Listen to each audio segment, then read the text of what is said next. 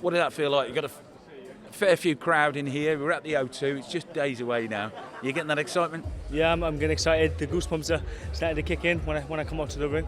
You know, it was very hot under those lights, but I'm looking forward to fighting Saturday night. Looking on the BetSafe odds, you are the favourite. Is that right? Have they got it right? The bookmakers really get it wrong. So, as a world champion, I should be favourite fighting in my home country too. We've got Derry Matthews. He's just trading behind. I don't know if Mark can pick up on there. Yeah. That looks like a grudge match as well. I don't know if you saw the press conference. That's it. There's been a great battle of words between the pair of them, and I think it'll be a great fight. You know, you can never write Derry Matthews off. He's a big puncher. He's always in an exciting fight.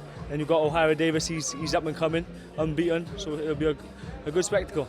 O'Hara Davis, he got a right rousing reception in Liverpool. Is he that antagonistic normally? To be honest, I don't know him too well, but I know he's a decent fighter. But like I said, you can't write Derry off. It'll be an interesting one. How big a deal is this in your career, this fight? Where do you see yourself in 12 months? Of course, I take every fight like a small world title fight. Even from like day one to my previous fighters, I train like a madman in the gym for every fight. So I've took it as serious as I should do. Hopefully I come through this, and I'm looking for a big world title fight, maybe a unification fight. Just so the viewers can see, you've still got your gloves on, haven't you? Still got my gloves. St David's Day, so I thought I'd sport the Welsh gloves. My friend from my box customised, designed them, made them for me, and brought them up today. Happy St David's Day. Now, thank you. Talk to you about the main event. How much are you actually looking forward to Hay Bellew afterwards? Well, I'm hoping to get my opponent out there as quick as possible, get changed and get ringside and watch the fight. Again, they've had a great battle of words, and both men can fight, both men can punch, and both men have been stopped, so I can't see us seeing the final bell. I'm gonna borrow £5 off the cameraman and lend it you. You've got to put it somewhere. Where's it going? Well, like I just said earlier on, the bookmakers really get it wrong, and they're backing David Hay. So if my life depended on it, or my house depended on it, I'd have to put on David Hay. But again, you can't write Tony Bellew off. He can punch, he's a big, massive guy, and David Hay's been down before, so it's just a great fight. Just make sure everybody tunes in and watches it. First of all, under the lights here at the O2, how does it feel? It's nearly on. It feels brilliant, you know. Listen, it's a massive platform. A kid from a county estate in Liverpool to be fighting at the O2 in London, you know, it doesn't get much better than that. And a huge platform, like, once again, pay-per-view fight on the undercard of Tony Bellew and David Hay. You know, it's a dream come true. The other day, when he came out, your man, Mr. Davis, you two nearly stole the show, didn't you, away from Hay and Bellew? Yeah, listen, he's been maldy on social media for the last couple of weeks, been saying crazy stuff, and then he told me to come and confront him at the press conference. I did that. I met him in the foyer, and his bottle went. Well, that's all. He knows what I said to him and what I wanted. Did you really offer him out? I just said, why can't we do it now? Just me. We were on our own, and he knows we were on our own. No one was there. Me and him and his man, and he had the security guard with him. And that was it. And what did he do? He didn't want it. He didn't want to know. Why did you ask him that so close to the fight? You only had to wait a few days and get paid for it. No, he asked me to come and see him. Yeah.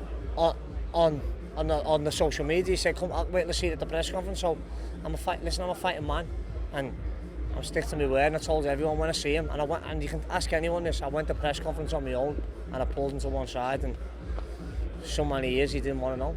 So I mean, our punters are thinking about this on Saturday night. He's back to A once. Do you think he'll show up on Saturday?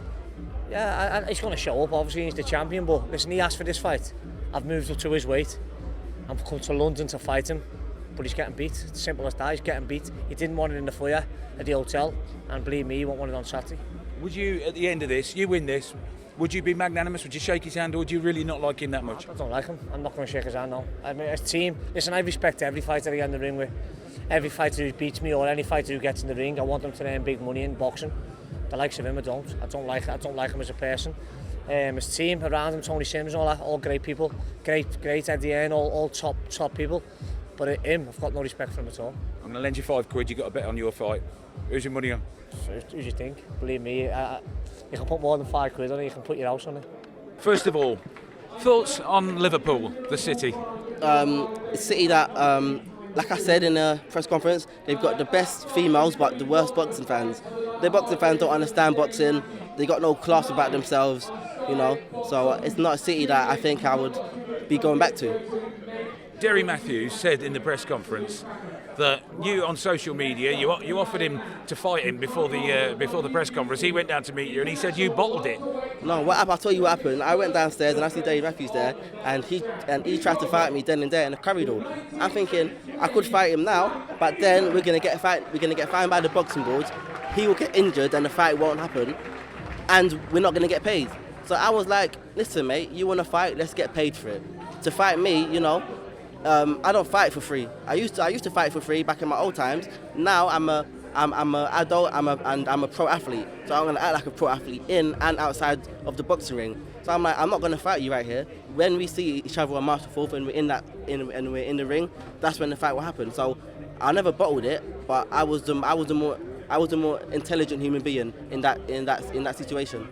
You're unbeaten. You've had a lot of knockouts. Have you always been a natural winner? I've always been a winner. I believe that I'm a born winner. I feel like I'm invincible. I never think about losing, and that's not a joke. I honestly, in my mind, don't believe I can lose. People might call it a mental illness or whatever, but I literally don't sit down. I can't imagine me actually getting beat. You know, sometimes some fighters sit down and they think, okay, I'm going to be humble because I might get beat, and if I get beat, I'm going to look bad because I've spoken all that garbage. With me, I don't believe I can lose. That's where my confidence comes from. And you see, I'm a winner. In my amateur, you look at my amateur boxing card, it will say 17 fights and 17 wins. I never lost. You look at my pro record, 14 fights, 14 wins. In my Scarpa fight, they're all trying to write me off, saying Scarpa's more experienced than you. He's fought more fights. I haven't been past round six. Scarpa's been to round 12 a few times. They all ripped me off of that fight. And look what happened. I won every single round on every single scorecard. So I think it's just evident that I'm a born winner.